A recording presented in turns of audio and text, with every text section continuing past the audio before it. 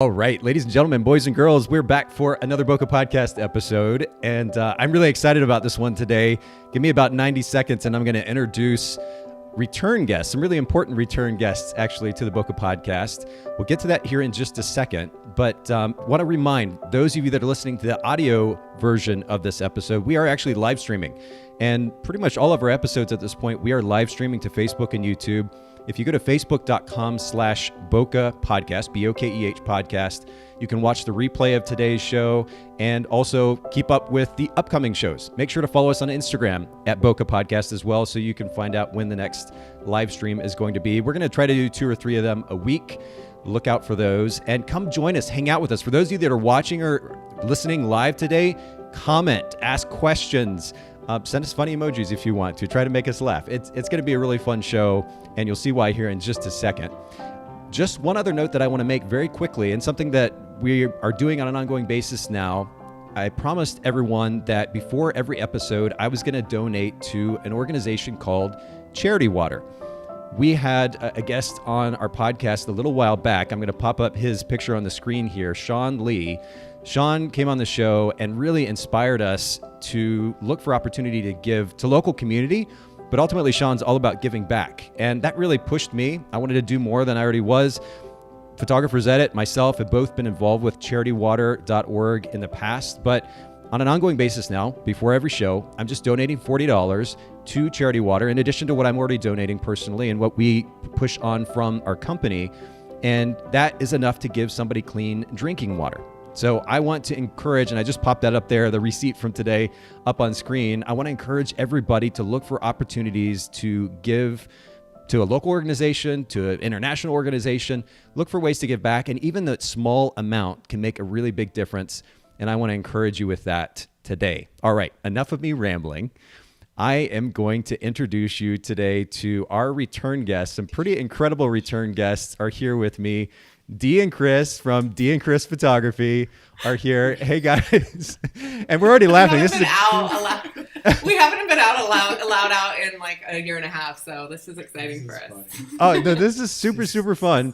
Now, so anybody that is watching, listening, that does not know, Dee and Kris, I was lucky enough to have them on the show, episode number 1, back in August of 2016. Which is crazy, almost 5 years ago, when you guys joined us. And I reached out to you and was like, hey, I'm trying, we got this project launching. It's kind of experimental in nature.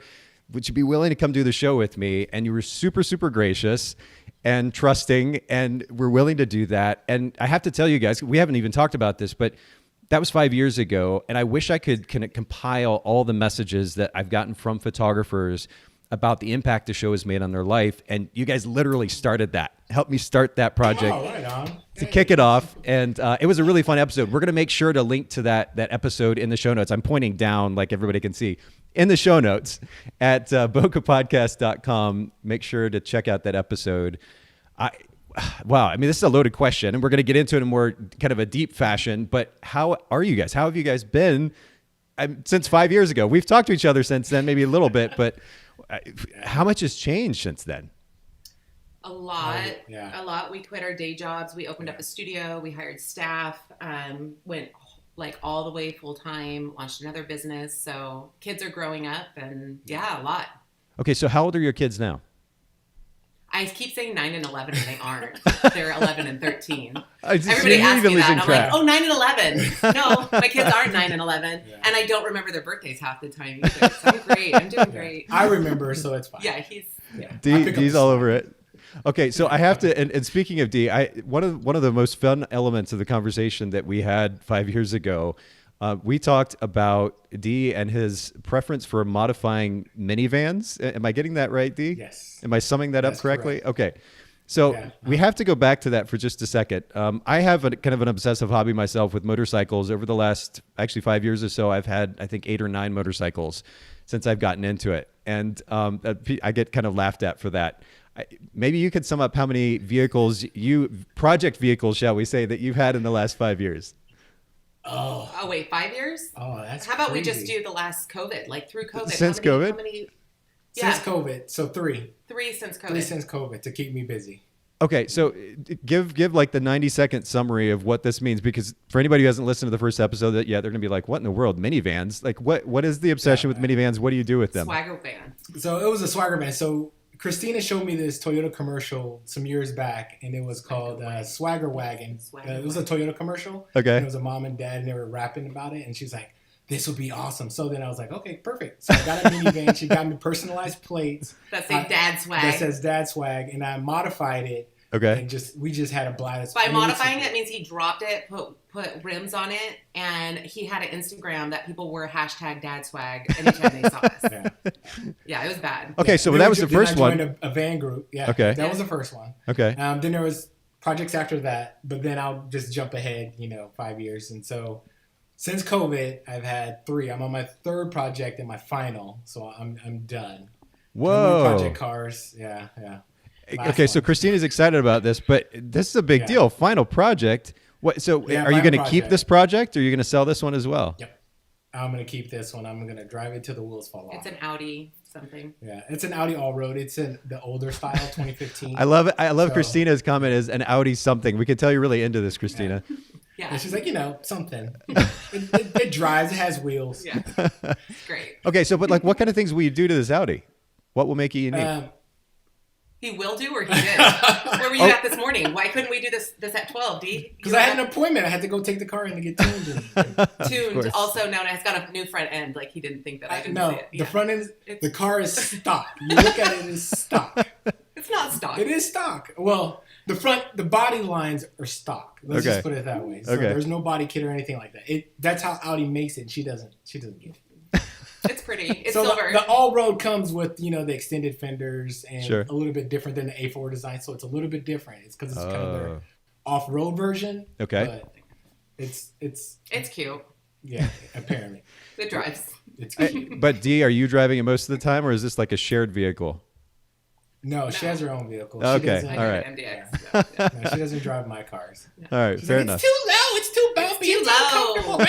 I can't get in and out. I was like, oh too my big. gosh. I was like, how old are you? This is crazy. I've been through enough motorcycles at this point. I was telling my girlfriend the other day, like if I had taken all the money that I'd put into all these different bikes that I've bought and wanted to experiment, try this thing, that thing, and even just like stuck with a fraction of that cost and put it into just one of the bikes that I bought early on, I would not only have an incredible bike, but I would have saved a lot of money too. But it's so much fun, though. You can't help it, right? It's an addiction, or it's not a an hobby. addiction. It's a hobby. So it's just like somebody drinks coffee, somebody knits. This is just our hobby to keep us sane. So it keeps me sane. I've been doing it since I was in college. So my coffee is right there with your car? Yes. Yeah. Phone in if you disagree. Because you modify your coffee, right? Yeah, you modify my coffee. 100%. So you get a little cup holder, and you get a cup holder for your car. I get a cup holder for my car. Hey, that's a fair argument though, because like a baseline cost of a baseline cup of coffee is like what, 80 cents, and we pay like $5 for it every single time. Exactly. Dee, I think we can. I think we can use this math. I feel like your girlfriend needs to join us on this podcast, because I really we should do a whole nother car. I really think that whole nother car. Another podcast with car enthusiasts with their wives, and then it's like counseling. So we just all like cry together. Like a fair and balanced perspective. Yeah, I know. I get that. Yeah. Okay. Well, just again, for further context, for everybody listening or watching, make sure you go to bokehpodcast.com, and the show notes will link to episode 1, or you can just search it on your favorite podcast player. You'll get a little bit more context to that conversation. Now, since you guys joined the episode or the podcast in that first episode, we've kind of switched it. We've experimented with different formats, and we've landed on something. And one of the things that we do now regularly is ask a series of questions. I mentioned this to you all before we started. Yeah. And so I want to ask these, and feel free, either of you, to take an answer to the question or each question. The first one I want to ask you about is brand position, specifically your photography business right now in your marketplace. What would you say your brand position is? What's the unique value proposition your business offers to the market? I mean, we're definitely known as wedding photographers. Just in regards to branding, we're really trying to go almost even a different direction in the market. But right now, we're very much known as wedding photographers.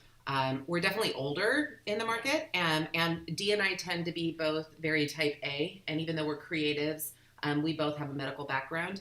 And so I think that's very unique in the sense that a lot of the people, like I had 2 booking meetings today, both of them were doctors. Wow. And I think people that gravitate that are a little bit more type A like us because they like the structure so that they can have a glass of wine and know everything's going to happen. They can be emotionally selfish. So we really try to promote the freedom to be emotionally selfish on your wedding day. Oh, I've never heard a business framed that way before. I like that a lot. So I'm going to actually pull up your website here. And for everybody who's curious, if you just go to deeandkrisphotography.com, Dee and Kris, Kris, photography.com. And I'm looking here, solidify emotions in a way that can be experienced by future generations to come. We're scrolling down weddings and couples, and then family and lifestyle, headshots and branding, and then the abundant photographer, which we're going to talk a little bit more about later on. Would you say at this point, though, that weddings are kind of the main focus?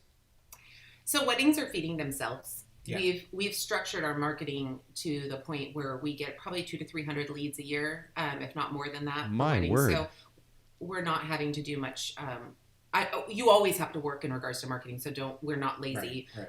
But we have it. Thanks for the clarification. I don't want to say like, oh, we're just, No, There's it your just type doesn't A happen coming out. overnight. It's just a lot. You know what it is we've established workflows that automate the marketing and they're so clean and refined that I don't have to necessarily work at it. It's automated, but it's still doing the marketing component for us. So Christina and our office manager done a great job just streamlining everything, and it's just clean. Perfect. Yeah.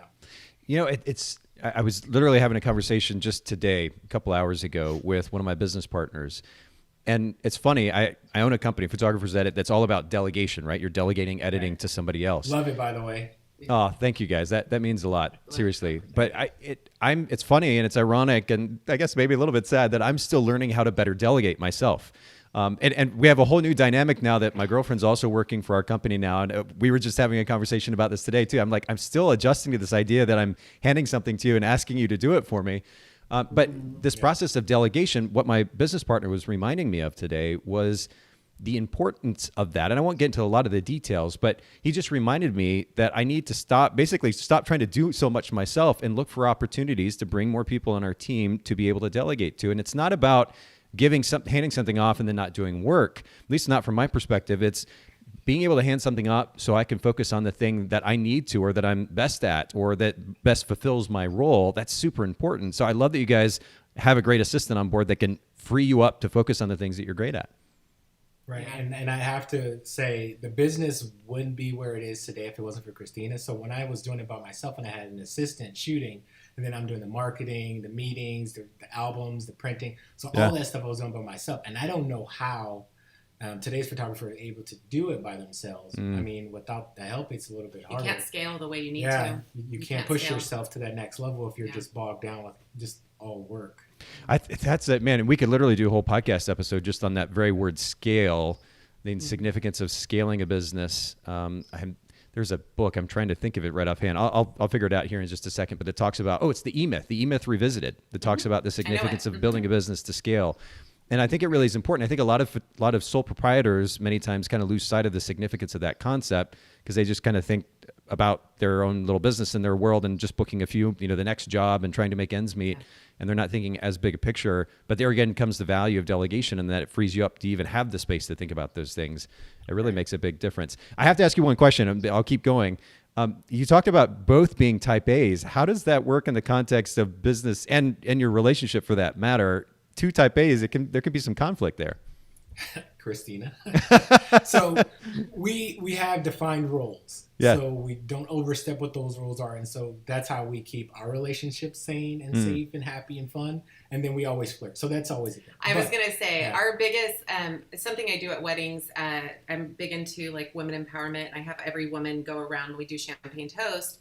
And I say, I'd like every woman here to say one word that you can infuse into the bride's life, personality, like who she is as a human, And I always finish that with, I'm going to give you my word, and that's to flirt. And grab his butt, don't care about the little things, just be silly. We've been married for 16 years, we've been together for 18 years. We've been in business together for 14 years. Like, just, I think having grace for one another and saying thank you a lot, and acknowledging, gosh, you just did a great job. Thank you so much for that. I really appreciate that. That matters. As a great relative of ours would say, you got to give him a attaboy. You got to give him an attaboy. Yeah, lots of attaboys. But you know, what I love about this, a number of things actually, because I'm very much a romantic at heart, and I don't care how long I've been in a relationship. I want to still have that sense of flirtation and the little compliments and just the excitement that comes with that. Right. But I remember that we had this conversation 5 years ago. And I know you guys have been in it for a while and you've worked through, the difficulties that come with a relationship and you're figuring out what works. But I just have a lot of respect for the fact that that theme is still consistent, that you still like to flirt, that you still like to keep that excitement alive in the relationship. And that's super inspiring and encouraging. I really love it. Yeah. Our marriage is number one. So we work, the business, if it gets in the way of our marriage, then we'll do something else. Yeah. We both have professional degrees. So if this has to be number one. Yeah. All right. Well, yet another whole episode that we could spend on that. But maybe if we have the opportunity, maybe we won't wait 5 years the next time before doing another episode. That would be nice. Just give the email. Okay. So I got to keep going because we have so much to talk about. Mm-hmm. Talk to me about customer experience.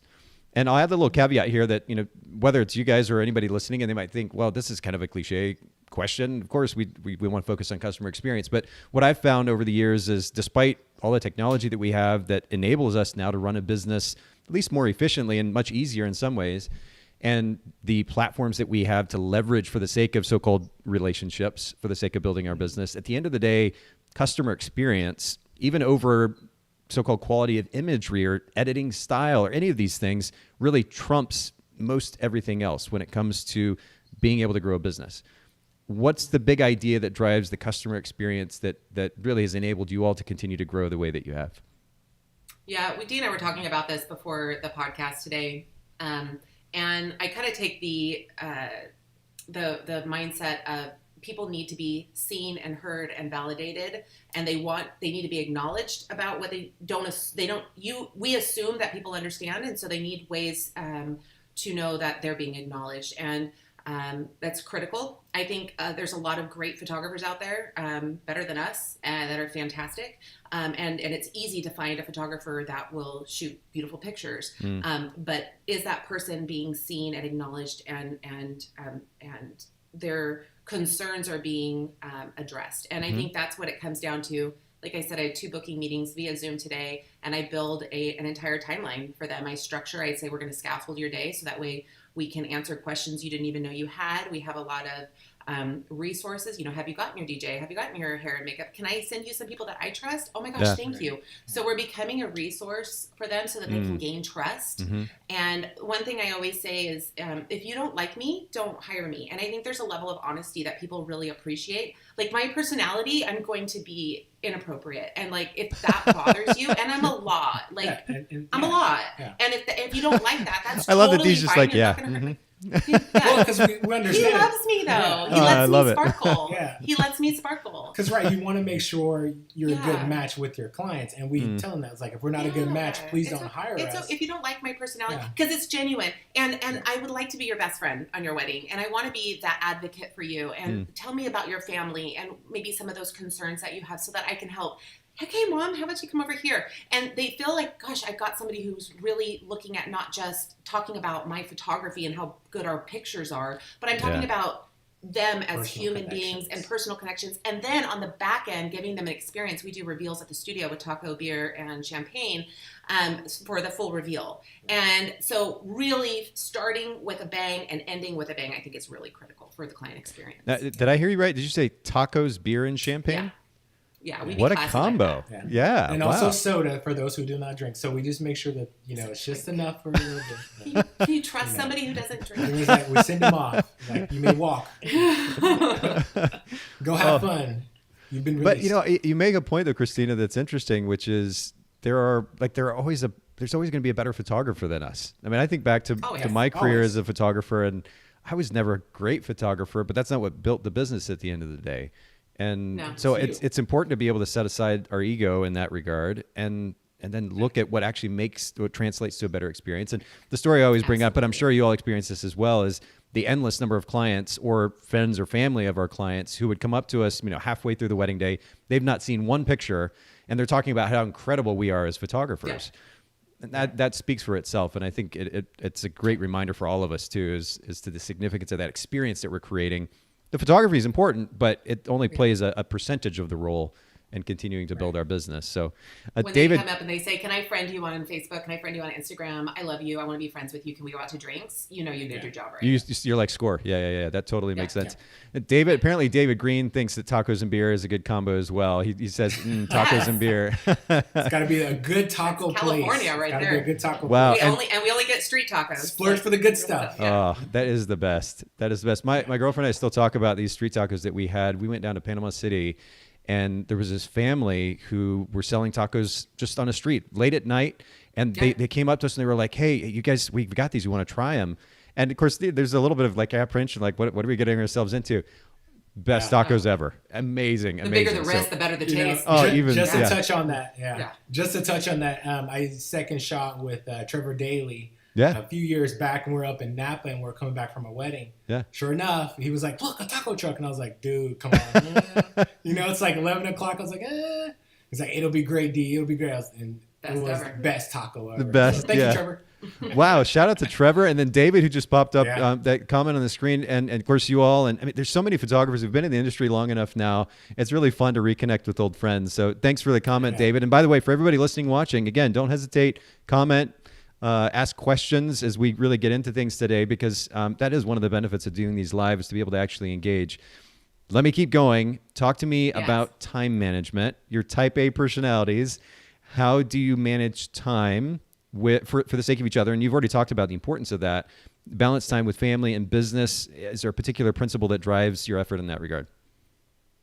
So I'm an all or nothing kind of a person. And I'll be honest, I recognized that during COVID. I had a lot of blinding flash of the obvious kind of things, where like, if I want to lose weight, I've got to like lose 100 pounds, or if I want to like go into business, I do, like I'll self-sabotage, and we'll even self-sabotage with the family and stuff. So we've had, I would say the last, we have, like I'll work, no, seriously, where I'm going, we need to build another business that's going to be $1 million, or we're going to do this, and just go with these like deep ends, right? Because you always got to think ahead. You got to always think ahead. Sure. But it's like an obsessive, weird, not healthy thing. And so I would say the last 3 years we have gotten where we have to be incredibly intentional in everything we do. So if we're going to be on a vacation, he will allow me to work because I enjoy working. I enjoy doing business stuff. Sure. But it's like, okay, Kris, we're going to work, but from this time to this time, and then you're going to put everything away, and you're not going to answer emails, and you're not going to put it, and we're going to like go scuba diving. I'm like, okay. It's not a bad trade-off. It's not a bad trade-off. Well, and you needed the cars. You needed the cars. He told me we had some pretty massive meltdowns during COVID and anxiety, and obviously no debt. And he said, I'm going stir crazy. I'm going crazy. I can't, we can't work, and I normally work, and all the stuff that I don't do, is shut down. You can work, but that's because you do another side of the business. I need something. And so yours was cars. Mine was, I did paint by numbers. Oh my gosh. Really? Numbers and wine. Oh, I have and wine. So oh, well, there you go. I mean, the combo. We call it the COVID collection. Yeah. I have so many, I have so much art that I created. Even that project behind us. And I made that as much as I could to create. We needed to be intentional in our actions so that we had good mental sanity, and our kids have complained over the years saying they never see us or we're too busy. So we had some coming to God moments. And so, I mean, our whole restructure, because you think you're going that straight path, and all of a sudden when your kids talk to you, you're like, oh, okay. So that's real life. Yeah. I thought I was going this way, but apparently I thought we were doing good, but you have to find that balance. Yeah. And so we're intentional. We're very honest with each other. Yeah. And the kids are honest with us. And we ask for their input on some things. Yeah. So it kind of puts it into perspective when you get, your little ones tell you things, and you're just like, okay, I get it. No, I 100%. So mine aren't super little anymore. My daughter is 16, but she's 5'11", I think now. And then my son is he's about 6 foot. He's a 19-year-old freshman or sophomore in college. But I was just having a conversation, to your point, Dee, with my daughter the other day that I won't get into in detail, but got pretty emotional. And, I've tried to encourage conversation with my kids over the years, asking them direct questions and re-emphasizing over and over again that I'm here. I want to keep an open line of communication. Super important, especially as a single dad, and they're with me most of the time, and really wanting to be proactive in our relationship. But even in the last month or two, I've come to face the reality, which was that I needed to make some improvements in the way that I was parenting. And then that led to a conversation with my daughter the other day that really kind of opened my eyes. And it was a willingness to ask the questions, as you were saying, that led to that. And it's super important and a good reminder for me and for all of us. So I'm glad that you bring that up. We really do need to have this honest conversations with our partners, with our friends, with our family, and be willing to keep an open ear and mind in that. That's so good. Never assume. Just never assume. Just always, ask a little bit and then just wait for them to respond to you. And then once they do, just listen. That's all you can do, just to kind of keep that communication over. You don't want to shut it down. Yeah, yes. Wow. Again, we've hit like 5 different topics already. We could do whole episodes on, because even just that topic of assumption is so loaded, and our personal lives and business and culture and I'll leave it alone for the time being anyway. Maybe we'll come back to that in a little bit. So just remember, we're not the greatest parents. We're still learning. Oh, but, I'll be on that club. Yeah, 100%. And I agree. No, but that's the key. And I was encouraged. I was watching. Have you ever seen the movie The Equalizer with Denzel Washington? With Denzel Washington, yeah. Mm-hmm. Yeah, so it's kind of a niche movie and not super, super popular, but it's one that I've enjoyed. And I started watching it again, and there's a quote in that, very simply, that was progress, not perfection. And it was just a good reminder. Amen. Because I'm very much like Christina. I'm all or nothing, and I'm really hard on myself, but I'm hard on myself largely because I want to be better. I want to continue to be better, but the progress, not perfection, was a good reminder. Yeah, that's good. Yeah. So as long as your partner understands. It's true. It's true. Yes. Yeah. Okay. Well, I'll leave that alone for right now. Talk to me about delegation. And we kind of touched on this already. Delegation, the concept of, I hate to use the word outsourcing anymore because it almost feels like a dated term, and I don't think it's specific enough. Delegation covers, or maybe it's not general enough. Delegation to me covers the concept in general of handing a task or a series of tasks over to somebody else to carry out. And of course, we talk quite a bit about editing here because of Photographers Edit, but are there other elements of your business that you all have experimented with delegating that you found a lot of success in? So I realized I had a hard time, and this is not like coming at you, Nathan, but like I realized I had a hard time delegating because of my ego. So I felt like I was the only one who could do it right, and anybody else who did it wouldn't do it to my expectations. And I had like a coach or somebody that was like, "You realize that's your ego, right?" And I was like, "Oh, don't tell me that." And then I really thought about it and went, "Oh, maybe our employees have something to offer that is better than what I think."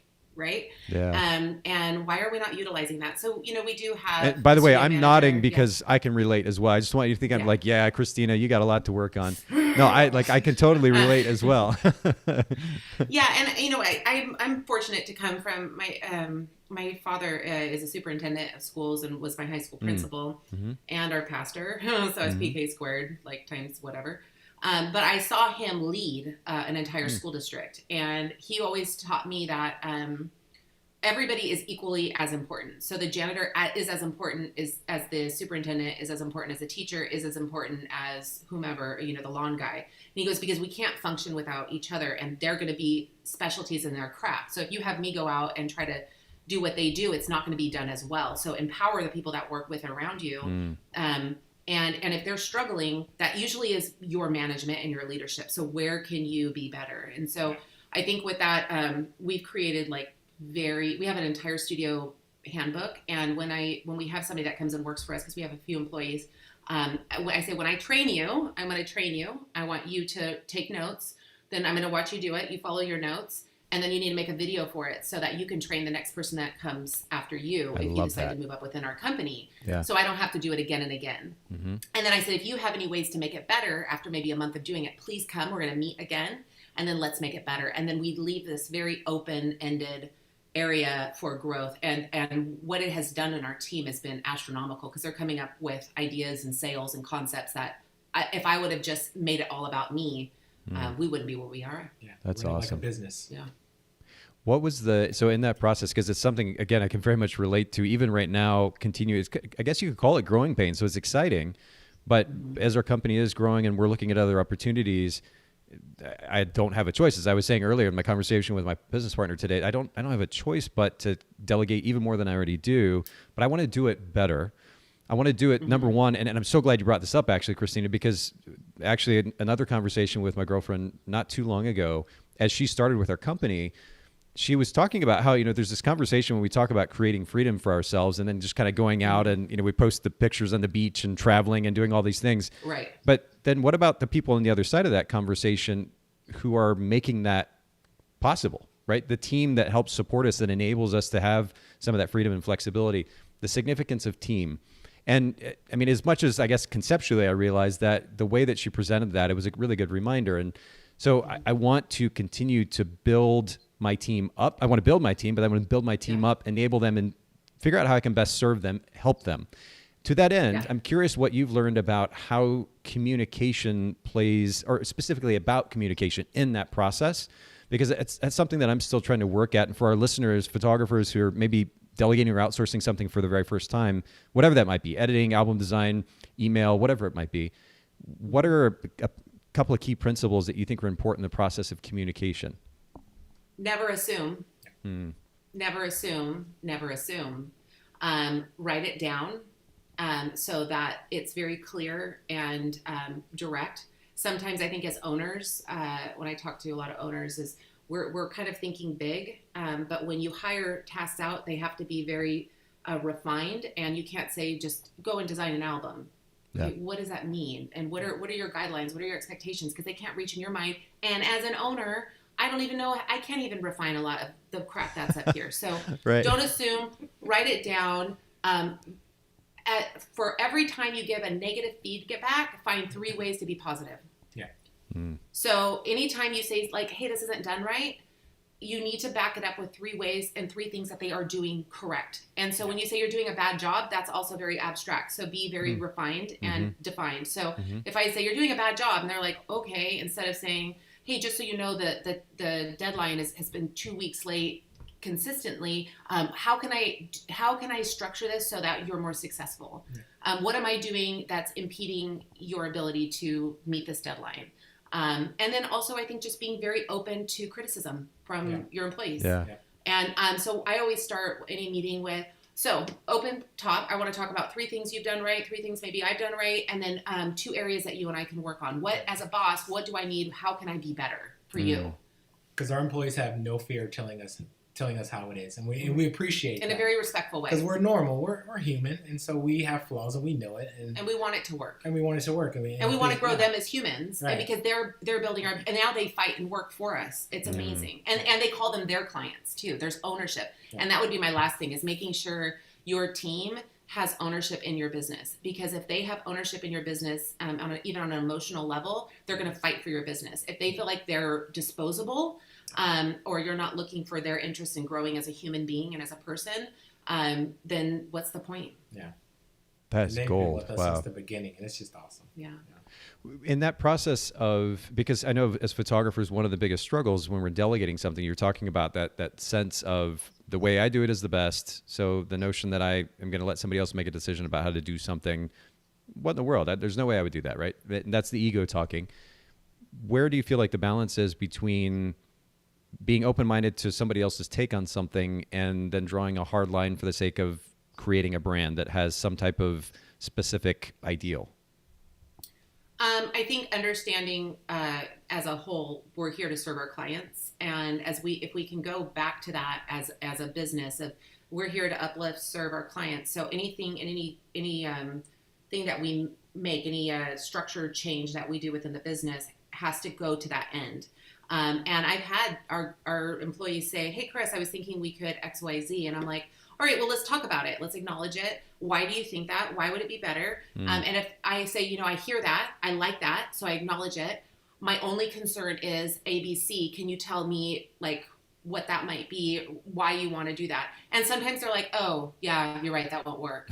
And sometimes it's like, but well, Kris, because you tend to not finish a project, and so we think we need to strap you to the table for 3 hours a day, and so we have your attention. Like that needs to happen. Squirrel, squirrel, right? So truly, and then we kind of come to an agreement. And sometimes I'm like, let's try it for 2 weeks. Let's just try it on the next client. Let's try that. And if it doesn't work, then let's sit down and let's refine it. And then if it's like, nah, that was garbage. I think everybody just needs a voice and have a just normal conversation. Yeah. Set ego aside, give everybody a sense of significance and the opportunity to have a voice. Yeah. Wow. They need to be seen. So just as much as we see and value our clients, we need to see and value our employees and our spouse and our kids and everybody in our life. Yeah. And that's genuine. So. Yeah. Oh, I feel you on that. Oh, that's such good stuff. I'm excited. Like I'm literally getting goosebumps. This is really good. So talk to me another quick question, and we're totally shifting gears. Favorite book, or a couple of books if you want, that have made a super big impact in your lives, maybe in the last couple of years that you guys can speak to?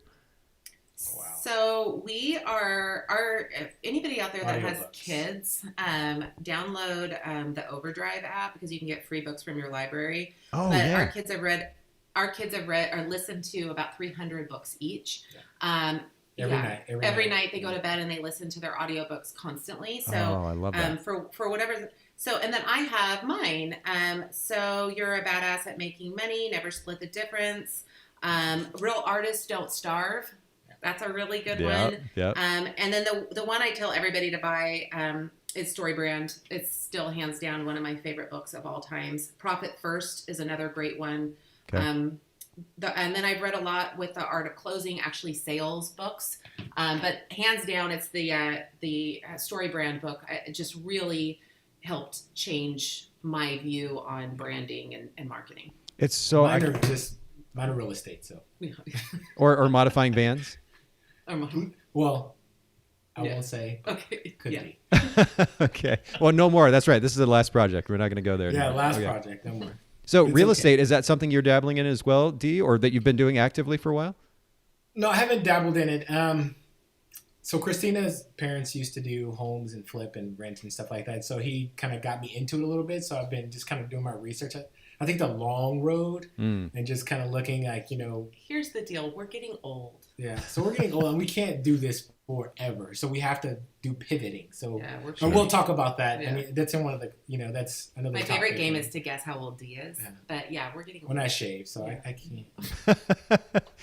I can't chase everybody for much longer. So I got to. No, I get it. Be able to, Yeah, and honestly, you mentioned that you mentioned your age earlier in the conversation, and it made me curious. Again, there's so many different topics we could explore here, but just how you stay relevant too. Because I don't look at you guys and think, oh, you're super old, but then I'm 41, so my perspective I know is a bit skewed.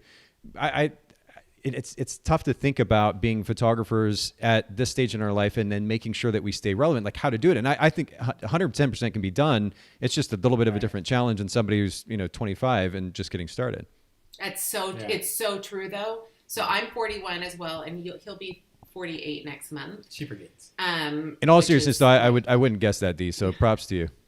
Yeah, the whites are coming in. Well, I apparently not. Hey, I got grays too, so you're welcome. Stop drinking. So he's never tasted it, so that's probably the youth right there.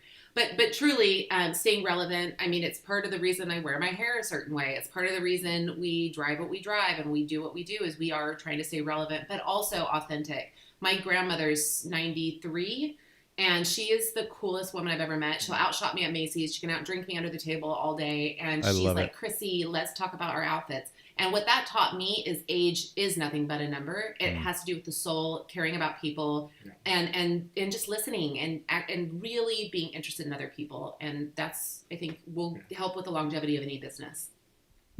That's, again, yet another topic, but that's so true. My grandfather, my dad's going to turn 100 in October. And I think you talk about soul, and I think that plays a role, mind, to the mental state. Is a lot of what enables it. I remember he was almost 80 years old, and we took him out water skiing. And he was out in the water with skis. Physically he was strong, but I think there's a mental component to it that plays a massive role too. That the outlook really makes a difference in how young we feel. I'm still 14 in my head, so I think I'm going to be like 50 forever or something. Or it's good. My grandpa went skydiving, so I'm with you on that. He was like 83. Oh, that's brilliant. That's brilliant. I love that. So you mentioned building a story brand and a number of other books. We're going to link to those in the show notes at bokehpodcast.com. For everybody who's listening in too, we do have a resource. If you could just go to bokehbookshelf.com, we link to a whole collection of the most popular books that have been mentioned on the show. Building a story brand has definitely been at the top. It's certainly one of my favorite business books, partially because of the practicality of it. And also just very simply because it's not like a lot of business books you read, it's like 80% fluff and then 20% actionable information. And it was the other way around. It was so practical, so helpful. And I love that. You talk about your kids listening to audiobooks at bedtime. Do you guys ever read to each other? No. Well, so I have a problem. That's why you married a speech therapist. So she's a speech therapist, but so if I listen to an audiobook too long, it'll just put me to sleep. So I have to be very, very careful of the books that I select. Especially when we're driving. So especially when we're driving, we're going on road trips and like put on the audiobook. I'm like, this book is putting me to sleep. But I listen to audiobooks almost all day, every day. Yeah. To the point where my kids are like, can you take the things out? Because we're going to talk to you. Yeah. I'm like, no, I remember like growing up, we used to listen to, of course it was tapes. So we listened to tapes back then of some show or whatever, a kid's show going to bed. So I love that your kids are doing that too. Of course, just in a little different format. And then, but it's funny that you mentioned Dee falling asleep reading because I love reading. I read to my kids. I loved doing that. And then apparently I wasn't reading fast enough and they got bored. So that had to stop eventually. Yeah. I still am bummed about that. Like I would read to my kids now if they'd let me. And you know, they're in high school and college. And then Jill and I, when we were dating long distance, I would read to her over the phone or over FaceTime. It was something we really enjoyed together. And I still loved getting to do it every once in a while when I have the chance, but she also falls asleep pretty easily. So if I start reading, I know like I have X amount of time before she falls asleep, which is kind of funny. Yeah. But I think like 15 minutes and I'm done. Yeah. Like, I'm done. You got to stop. Well, we'll make sure to link to all those books in the show notes. Everybody listening, if you're looking for something to read, building a story brand is a great place to start. I want to go ahead and jump on to kind of the main topic at hand with the 25 minutes or so that we have left. And it's such a loaded topic, but I'm really excited that we're going here too, because in some form or fashion, small, big, or otherwise, we've all kind of faced adversity in our life at one point or another. And I think one of the things that makes the biggest difference, and again, it could be something small on an individual on a daily basis. It could be something over the span of a long time. It could be a massive thing that has just incredible long-term effects in our lives. But if we allow ourselves to kind of get stuck there, if we fixate on the thing and allow it to keep us from moving forward, then our ability to grow as individuals, and ultimately in this case, in the context of business, as business owners, is limited even significantly. And so a conversation about how to move forward beyond adversity is poignant to anybody, but it's certainly coming from you all. And I know that you've had just, I don't even know how to categorize it really, but the experience that you've had in the last year and a half. I wonder, just for the sake of context in the conversation, before we talk about practical application, can you give our listeners a little bit of an idea of some of the things that you faced in the last 18 months or so? Whoa. Okay, you want me to go? Okay, so we live in California, in Northern California. So before even COVID hit, we were dealing with massive wildfires. And over the last couple of years, we now have fire seasons here. So that we thought was going to be the biggest issue we were going to ever face was these fires, where we had to run from flames and I sent you the link to the show. Link to TLC's, bride rooms, and emergency rooms. I got a chance to look at it. That is wild. We'll put it in the show notes for everybody listening in and watching as well. Yeah, it was pretty insane. But we thought that was going to be the biggest thing. And you know, we went into 2020. It was January, February. I was putting together the bridal show bundle, and the business was just blowing up, and we have our projected our biggest year ever. And I think we were almost spiraling. I did a live about anxiety with post-COVID, but it was just insane. It was insane. And I was like working 70 hours a day or 70 hours a week, although it felt like 70 hours a day. Wow, that would be a tough day. Yeah. Yeah. Like, when do you sleep and see your wasn't sleeping. I was not doing well. When do you see your family, young lady? And we had like 50 to 60 weddings booked and a couple, hundreds of photo shoots and just all kinds of stuff. And things were looking great for the studio. And then when COVID hit in March, I don't know if you know, but California was the first to shut down. And I'll never forget sitting outside on our porch and talking to a girlfriend of mine whose husband worked for the government. And she said, this is going to be 18 months. This is not this 2-week thing that they're saying. And I said, there's no way. They can't shut the government down. They can't shut the world down for that long. Like, I don't understand. She said, no, this is huge. This is going to be 18 months. And I said, so that means like no weddings for 18 months? And she said, it's going to be pretty bad. And I thought, no. But I just remember my whole being. And I came inside and talked to you. And he immediately got online and got on EDIL or whatever. So whatever government programs were available, I jumped on. Emergency, because California was the first to shut down. We were kind of in a different section. And he went into preservation mode. What do we do? You know, our entire, with an assumption that this was going to be 18 months. So we went into this. Wow. Like eyes wide open. Wow. Like we might lose everything kind of a thing. And we cycled quite a bit, and that was in March, April, and then we got money, and things were doing well. And then May hit, and in May, we have a studio on J Street in Sacramento, which is the main drag. And I'll never forget on Facebook and seeing a live and watching stuff get burnt down and glass breaking. And I said, that's down the street from our studio. And he said, just put that stuff away, put it away. And I said, oh my gosh, no, they're tearing the whole street up. What's going on? And the next morning we went, and a lot of people came down, and they had tried to set our studio on fire. They had wrote the N-word on our studio, and so we had explained that to our boys, which sucked. Not, it just, you would think that the world had changed a little bit, just a hint, you know, just like, and then when you go down to your studio and you look at the video and someone's setting fire, you know, to it, and then you see words and stuff, and you just, you know, it kind of kicks you back a little bit in the chest, like you just got hit really, really hard. And then how do you explain that to your kids and then your family and friends? You know, they feel for you, but they don't know how to talk and kind of talk to you about it. So they kind of wait for you to open up about it. Well, and you don't even know where we fall between it, because the whole situation, we're also a Black-owned business, you know, and then we had opinions about that whole situation too. And then as a white woman raising Black sons, biracial sons, I had a lot of just like coming to God stuff of like, wait, is this world not safe for my kids? Is it? You know, we have a strong, we love our law enforcement. A lot of our law enforcement are really good friends, and we don't want our children. And I want to thank them too, you know, because a lot of our clients watch our studio, and FBI and Army, and so a lot of people, you know, put themselves in harm's way to protect our studio. Who said, please don't protect it. It's just brick and mortar. Don't worry about it. We're insured. It's fine. We got hit. We had to board up 5 or 6 different times over a year. So it wasn't just a one night thing. It was like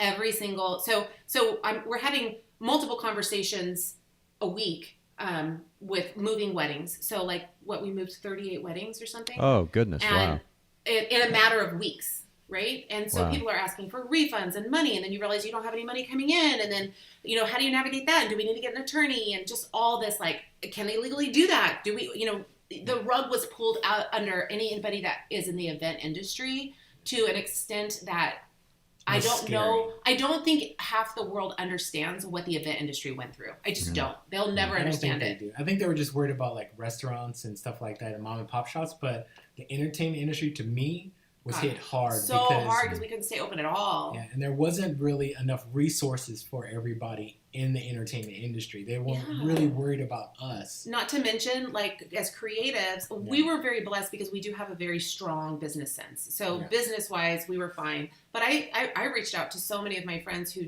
didn't. And they're like, what do I do? What do I do? What do I do? And as a creative, if you didn't have the scaffolding around your business to deal with what happened, you lost everything. And that was so devastating to so many people. Then dealing with what we dealt with the riots as a small business owner that got hit was hard. And then also being a Black-run business, Black-owned business, you know, a lot of just hard talks. So it was a lot of... It was a lot of safety and concern because you didn't know what was going on. And so I wanted to make sure I was safe, she was safe, the kids were safe, and all of our friends and family were safe because it was scary, but no one really knows how scary it was for us. Yeah. I mean, it was scary. Like, the National Guards were by our house. Like, we were told that our like, the mall was going to get burned down and they were going to attack our houses. Like, at some point, like, so, you know, people ask, how did you get beyond that? Or what did you do? I mean, in all truth, we spiraled like emotionally. It's okay. I've been public about it, but I was very suicidal at one point. To the point where I was like, well, if I was gone, then I'm worth more dead than alive. Like I had that thought of life insurance, and I think creatives need to be more open about like how we're really feeling, because a lot of creatives deal with depression and anxiety and addiction and things like that. And last year, like it tested a lot of people in a lot of ways. Not to mention how people reacted on social media.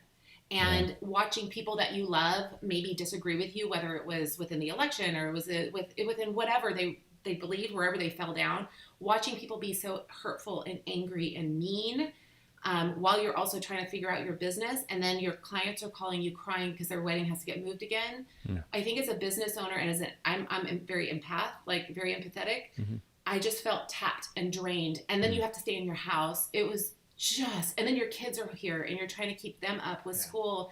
It was hard. Weird. It was a weird, I mean, you felt it, I'm sure, there, but it was just really strange. And it was like the people that you thought were your friends, and then their beliefs changed, and then you thought it was kind of parallel, but then it just shifted straight out the door, and you're like, what just happened? Did you always feel this way? But I mean, it was eye-opening in a sense, and it was hurtful. It was hurtful just to kind of see some of the people you knew and know and stuff like that. And I'm sure like everybody felt that way. It's just in a situation like that, you're like everybody was biting. We're desperate to be able to trust something, right? Rice in a bucket.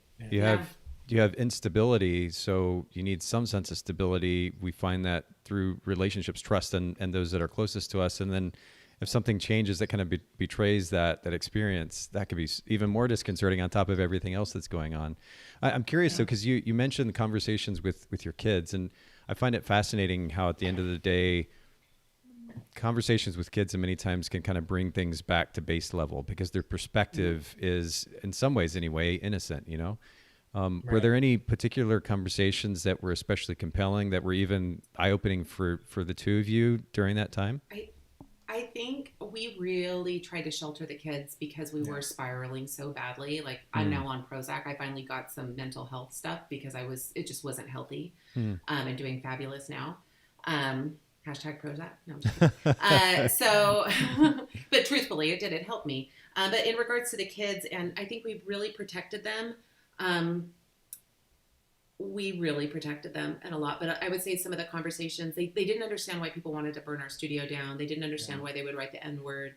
They didn't understand the hate. Like, why are people so mad? Why are they still rioting? Why are they, and we had really good conversations of, some people, there's a difference between protests and rioting. There's a difference, and protesting is okay. And we will march for, mothers of children of color. And there are certain things that are good, but let's not destroy businesses. So they were like, I just don't understand why they would try to destroy our business. I don't understand. Or I don't understand why people think that way. Why people don't like the police, or why people don't like black people, or why they don't. And we're like, well, and kind of coming back and really just being or even the whole biracial thing, which we don't really address even too much with our kids. We're a family. We're a family. We don't really define much.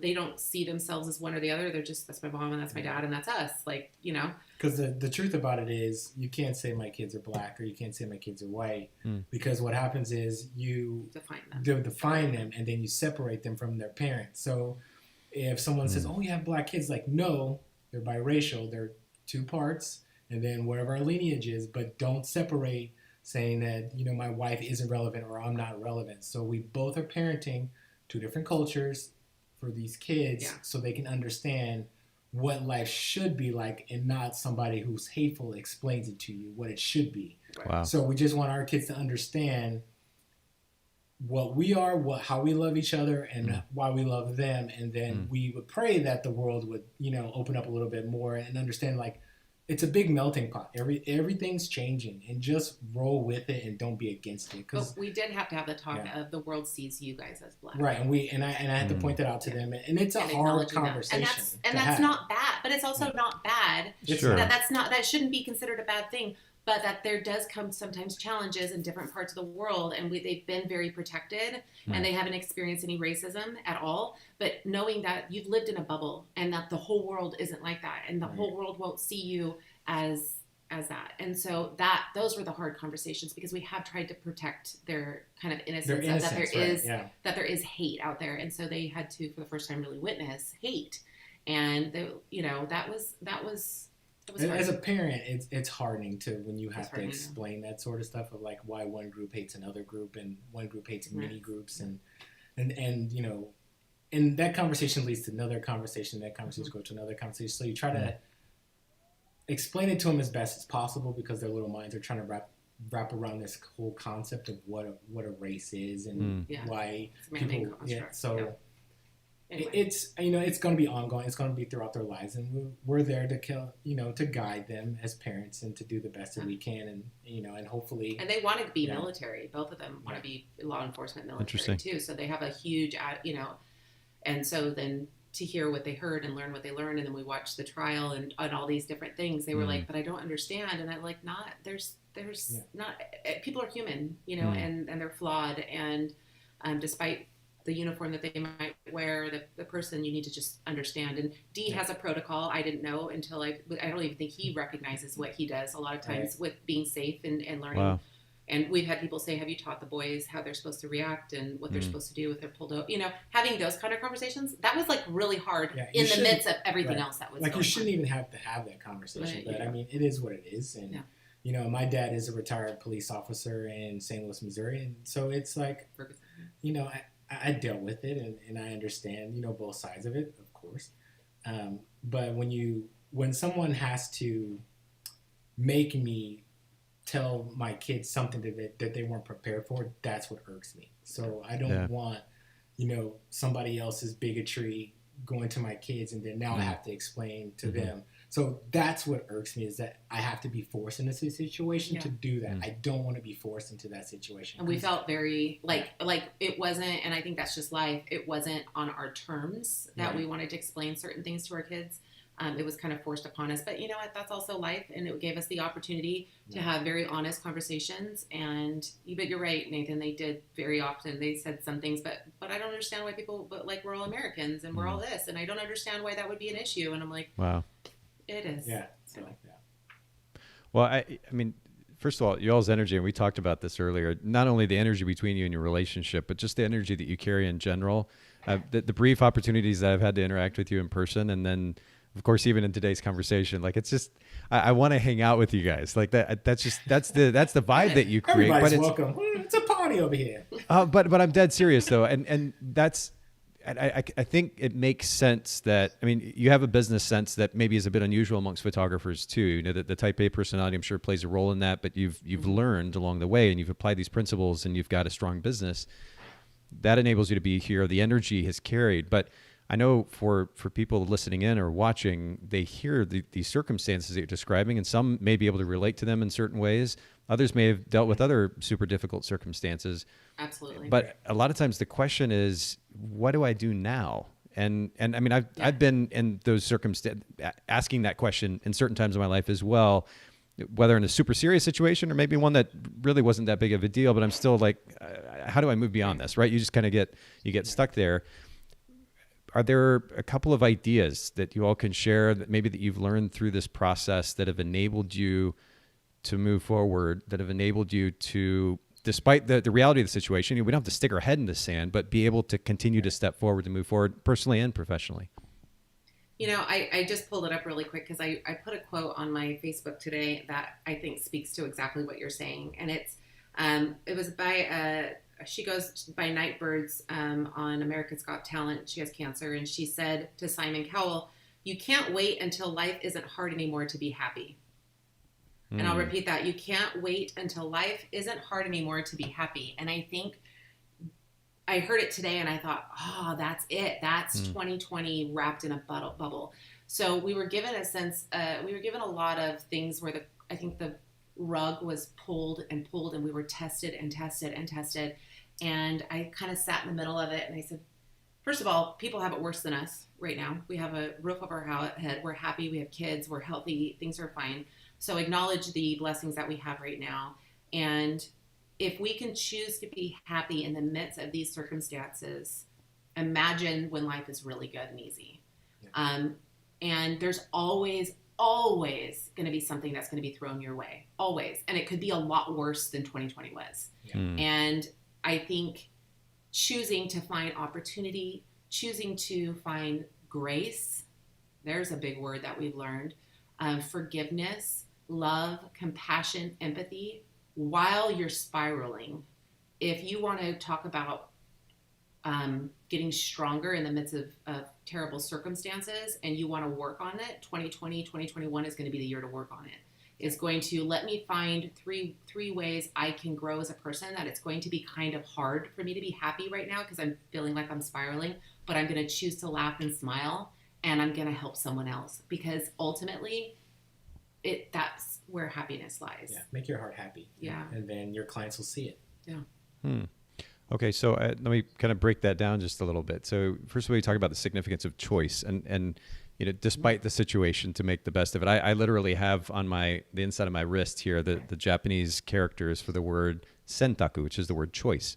And I realize the significance of this idea, and yet I'm still also learning how to enact it in my day-to-day life, right? Taking responsibility for not only the I don't know if I would call it a right, but certainly the opportunity that I have to make a choice for myself. We're lucky enough, to your point, Christina, to live in a world where, at least most of the time, we have the opportunity to make choices for ourselves, even in difficult circumstances, how to frame that internally, and then how to act despite it. It's easier said than done, though. I mean, right. What, from your experience, and maybe I'll go to you on Dee, to you, Dee, on this too. What is, from your experience, are there particular ideas that have enabled you to do that more effectively over time? Does it just come with experience? What does that look like? Oof, that's a tough one.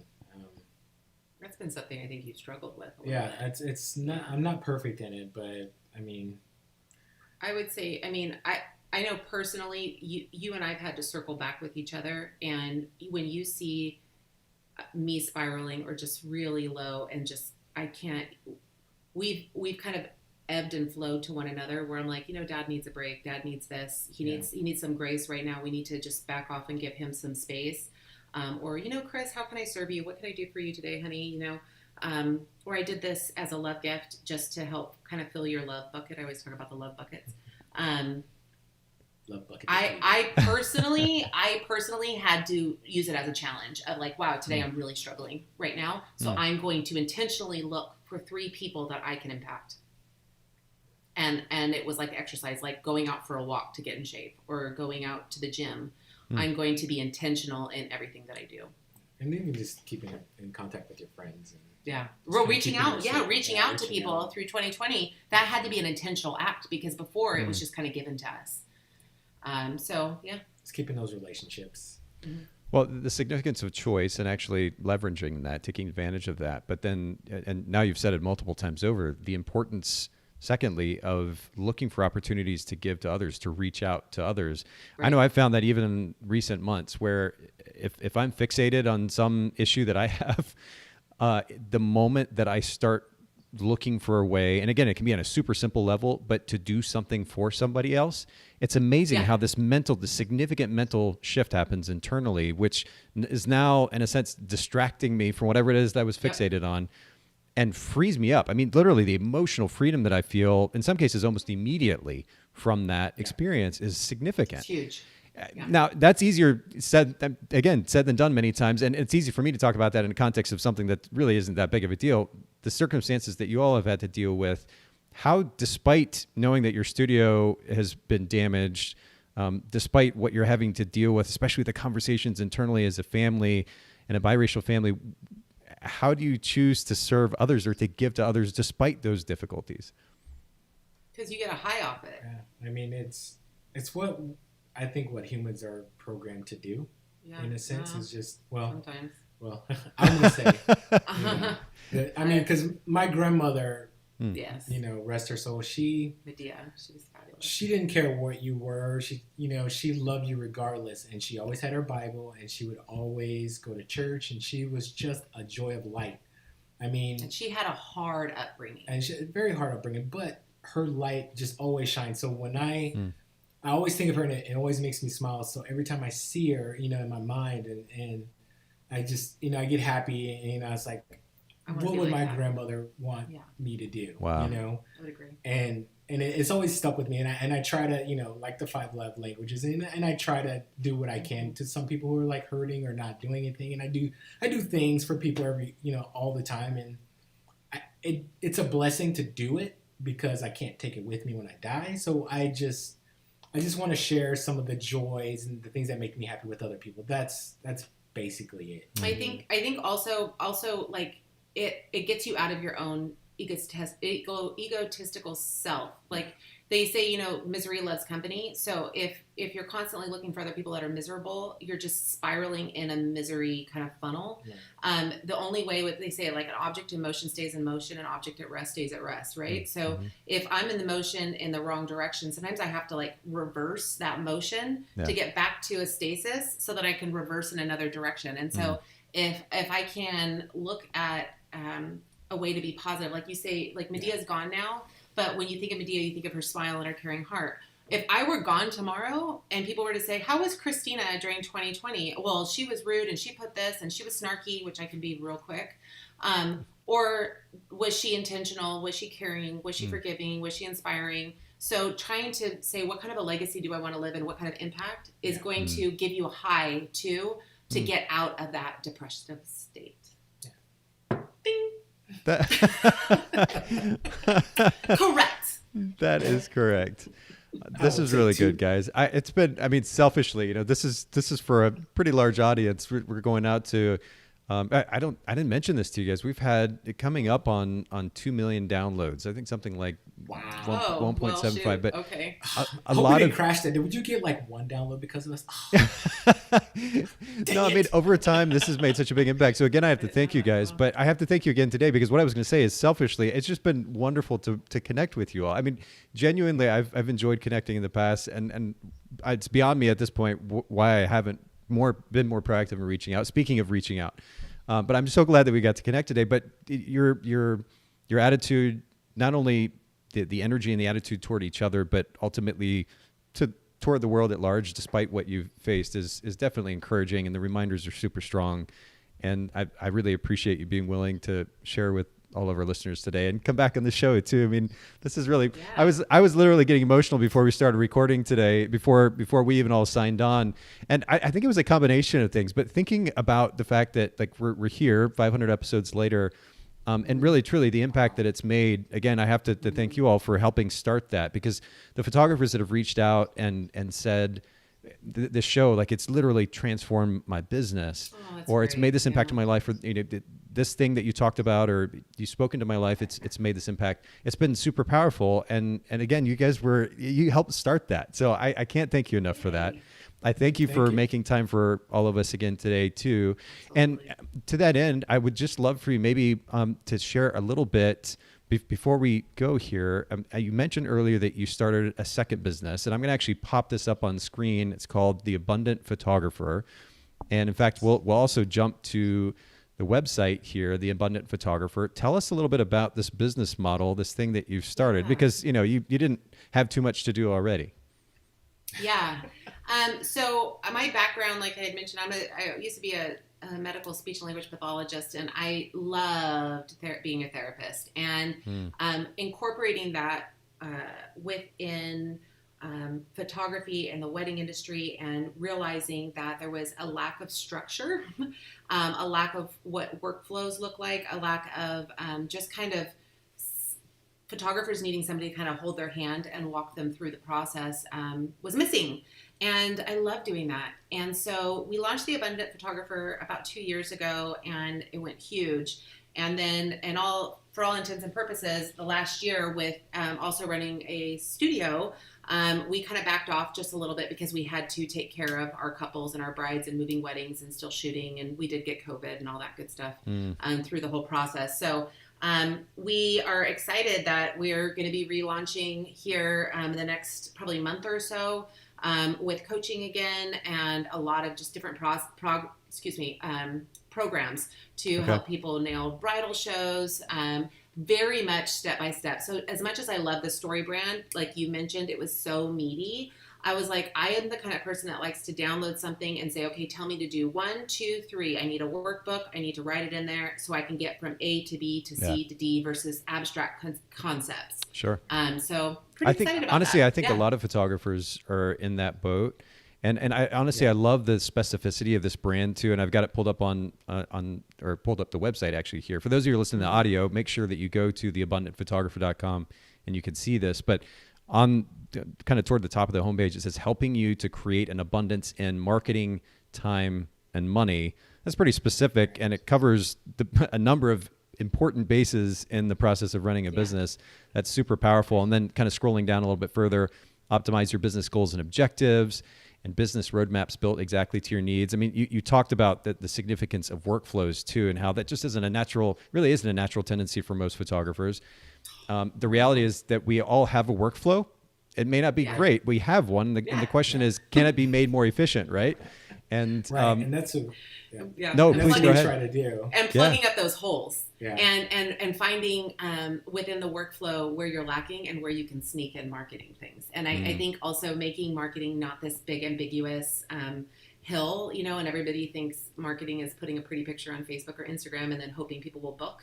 That it needs to be incredibly intentional and it needs to be systematic, and you need to understand the end goal. But that's so abstract for people if they don't have that scaffolding and they don't understand the verbiage and what that looks like. But it can be so easy if you do. So that's what I'm excited about. We just want people to be successful because it can be done. It can be done, and everyone, they contact us, say, hey, can I be a second shooter? How do I learn? And it's not just going on and being a second shooter for a studio. It's actually learning the business. Yeah. If you don't know the business, then you're potentially going to fail. 90% business, 10% photography. And if you want to learn how to do 100,000 plus, you need to learn the business, as uncomfortable as it is, and then hire it out. Yeah. And then hire somebody who's better at you so you can be the artist, and then they do that. Yeah. Because we get those comments all the time, when someone's like, so you're a wedding photographer and you do weddings? Yeah. How do you make money? How are you making money? How are you making money? And they don't understand. You can make $300,000, $400,000, $500,000 a year, and there are lots of photographers doing it. And how do you do that? And then understanding that when you hit a certain number, you need to know how to scale.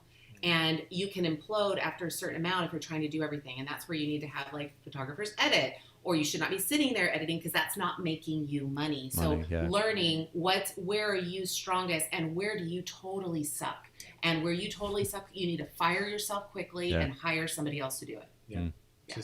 And that's what we teach. And we plugging up those holes. So we do one-to-ones if you need one-to-ones. And we have, like I said, we're outlining everything, and we've actually teamed up with another company also. So once we're done here with this portion of it, where we take you here and then you go to our next vendor, then they take you here. So it's all laid out. That's so good. And we need to talk about this offline, but I would love to figure out how we could support you guys in that, because I think it's genuinely needed. And it's funny because it's not a sexy topic, especially as it relates to workflow. I think people or photographers tend to shy away from it. They're gonna turn on the information, which is how to do 6 figures, but then what they don't realize in many cases is, as part of what enables that 6 figures is a shift in mentality about how the business is run to begin with, and that's really big. And I alluded to the conversation about my business partner earlier today, and one of the things he talked about, and again, it's a bit ironic that he's talking to me, the CEO of an editing company. It's all about delegating. But it was such a great conversation. He said, the thing is, for most people, you can replace what that person does, probably 70 to 80% of what that person does, in some cases, maybe more. And there's this kind of 10, 15, 20% or so that can't be replaced. And that's the kind of the unique part of you. Essence.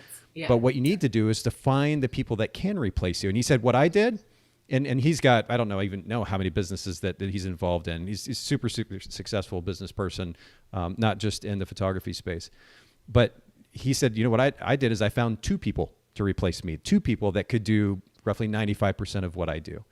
And so it was a great pet talk coming from my business partner. And again, a bit ironic, but such a good reminder. And I think to that end, it's super important that our listeners keep in mind the significance of scale and the process of scale. And for those of you listening in who maybe that just doesn't click, you're like, what does that actually mean? I don't know how it relates to my business as sole proprietor. Dee and Kris are the ones you're going to want to reach out to. And I've popped this up on screen, but for those of you listening to the audio, it's theabundantphotographer.com. And we'll make sure to link to that in the show notes. And then I didn't mention this earlier. I don't know why, but your Instagram account, of course, Dee and Kris. And I'll pop this up really quick on screen as well. And for those of you listening in, Dee, D-E-E, and Kris, K-R-I-S on Instagram. We'll link to that in the show notes. Just stunning, stunning work. I know photography is only a small percentage of it, but you guys have beautiful work too. So props for that. Thank you. Thank you.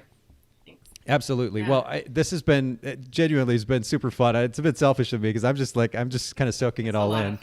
But I really appreciate you guys making time today. We'll link to all of the resources, the talking points in the show notes at bokehpodcast.com. Shout out to you guys. Thank you so much for making time for all of us. See ya. Thank you. Bye, guys.